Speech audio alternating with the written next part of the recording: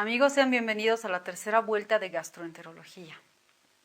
En esta vuelta, lo que vamos a tratar de hacer es hablar de los temas más importantes de esta asignatura, que pueden ser probablemente preguntados en este examen y para que les quede más fresco en la memoria y si les sea mucho más fácil el estudio, porque sé que en esta tercera vuelta tienen mucho menos tiempo para poder estudiar estos temas.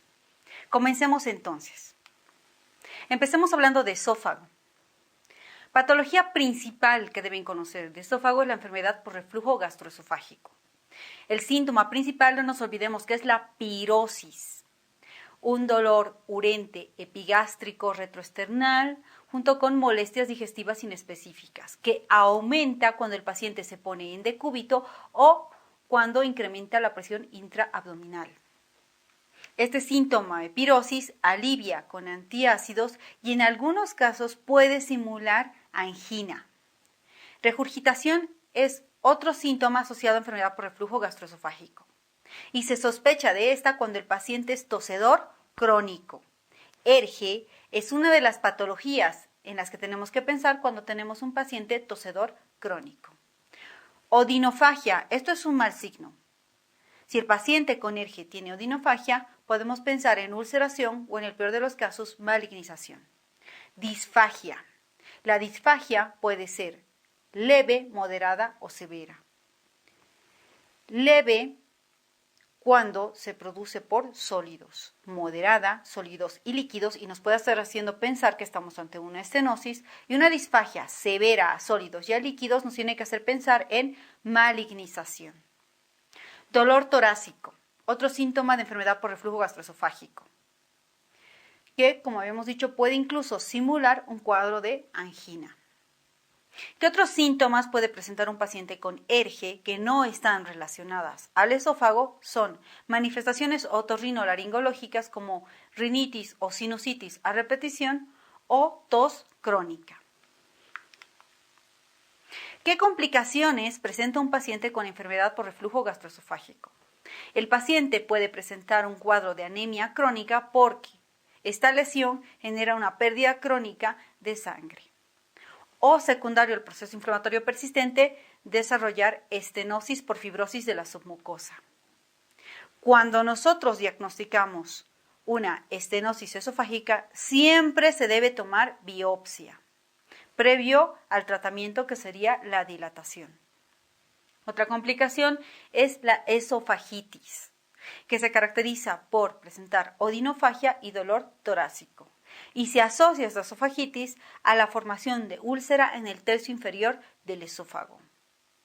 Esta esofagitis puede evolucionar a un esófago de Barrett, que como veremos es un grado de metaplasia de la mucosa esofágica.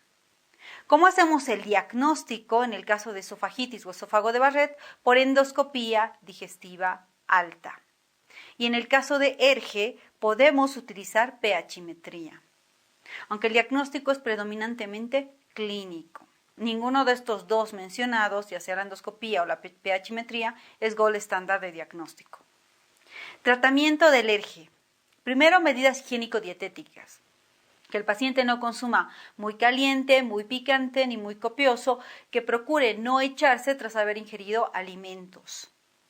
Y el tratamiento farmacológico, el que ha demostrado ser efectivo en la enfermedad por reflujo gastroesofágico son los inhibidores de la bomba de protones, omeprazol.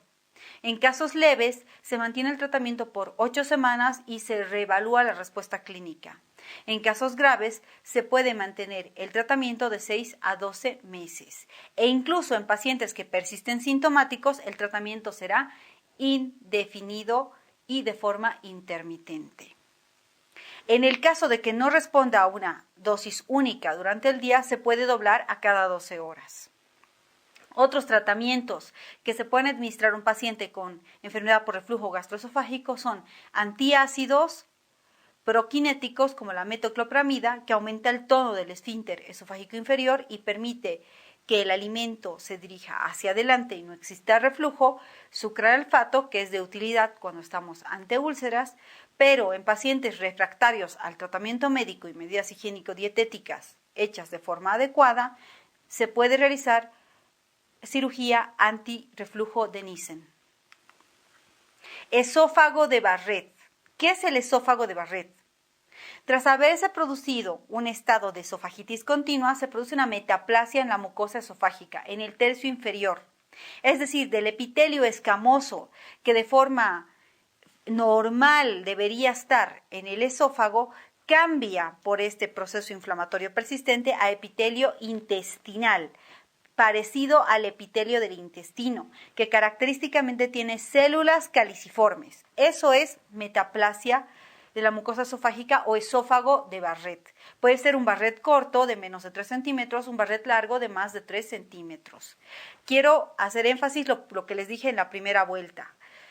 Que exista epitelio gástrico no es esófago de Barrett. Para que sea esófago de Barrett, tiene que ser epitelio de tipo intestinal. Este esófago de Barrett puede derivar en 3 complicaciones: úlcera de Barrett, estenosis de Barrett o derivar a un adenocarcinoma esofágico.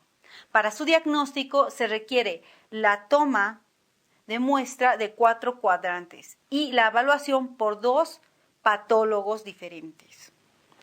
Mucho cuidado si el paciente con esófago de Barrett tiene síntomas de alarma, porque nos pueden estar hablando de malignidad. Y también en paciente que no tengamos el diagnóstico de esófago de Barrett, pero tenga enfermedad por reflujo gastroesofágico, si además tiene signos de alarma, nos puede estar hablando de malignidad. ¿Y cuáles son estos signos de alarma? Pérdida de peso, que el paciente debute con hemorragia digestiva, que presente disfagia u odinofagia. En un paciente con ERGE, que nunca se ha hecho endoscopía y que presenta estos síntomas, esto es indicación de hacer endoscopía digestiva. ¿Cuál es el seguimiento del esófago de Barrett? El seguimiento se hace con endoscopía digestiva alta y tomas de biopsia. En el caso de paciente con metaplasia que no ha presentado displasia, se debe instaurar tratamiento con inhibidores de la bomba de protones y hacer seguimiento con endoscopía digestiva alta y toma de biopsia. Y el control al año. Si al año de haber hecho este tratamiento no ha habido cambios, el siguiente control será cada 2 a 3 años. Pero, ¿qué pasa con los pacientes que tienen esófago de Barrett y displasia? Si esta displasia es de bajo grado, entonces se dará tratamiento con inhibidor de bomba de protones o la cirugía de Nissen en caso de que no responda y los controles cada 6 meses. Si la displasia es de alto grado, evaluada por 2 patólogos, se debe repetir cada 3 meses el control endoscópico y toma de biopsia. ¿Y por qué hacemos este seguimiento? Porque el esófago de Barrett puede derivar en cáncer esofágico. Si el ERGE no es complicado, no es necesario hacerle seguimiento.